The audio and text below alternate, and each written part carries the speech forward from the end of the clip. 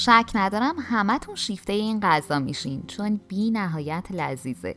با اکوکوک همراه باشید. اول از همه چربی سینه های مرغ رو جدا کنید.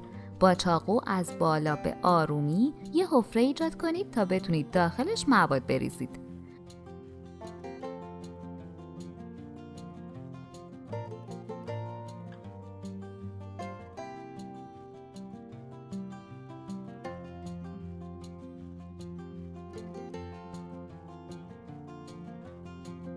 داخل و بیرون سینه ها رو به زعفران دم کرده آغشته کنید.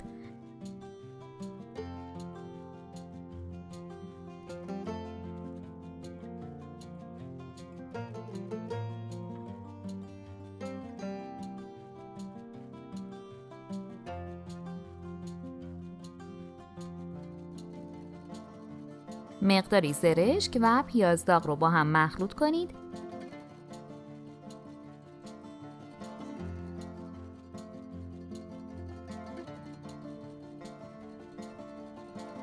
و سینه های مرغ رو با این مواد پر کنید.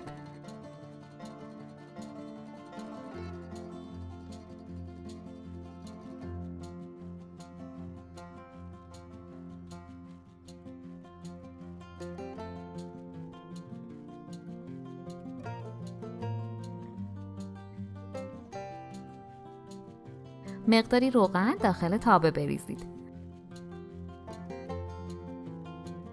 مرغ‌ها رو بذارید و دو طرفش رو کمی سرخ کنید. اگه هر روز سر درست کردن غذا کلی فکر می‌کنی و نمی‌دونی چی درست کنی، پیشنهاد می‌کنم کانالمون رو که کلی غذاهای فوری و جدید که همگی با مواد در دسترس و ساده درست میشه رو داشته باشی که مطمئنم خیلی به کارت میاد. مقداری پیاز داغ، برگ بو، نمک،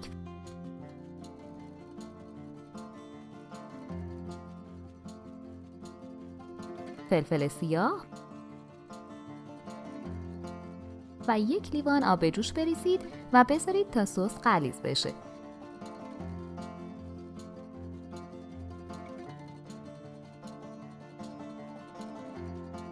سینه ها رو پشت و رو کنید تا کامل پخته و طلایی بشن. برای اینکه کانالمون رو گم نکنی و از آموزش‌های جدیدمون خبردار بشی، دکمه سابسکرایب و زنگوله کنارش رو حتما بزن. بذارید یکم خنک بشه تا راحت تر برش بخوره.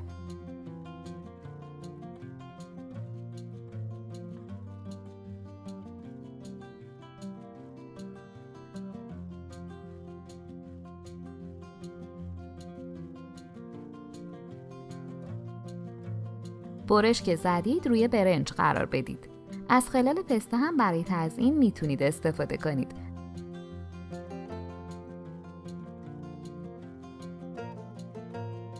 از ظاهر جذاب و طعم بی‌نظیرش حسابی لذت ببرید. نوش جان.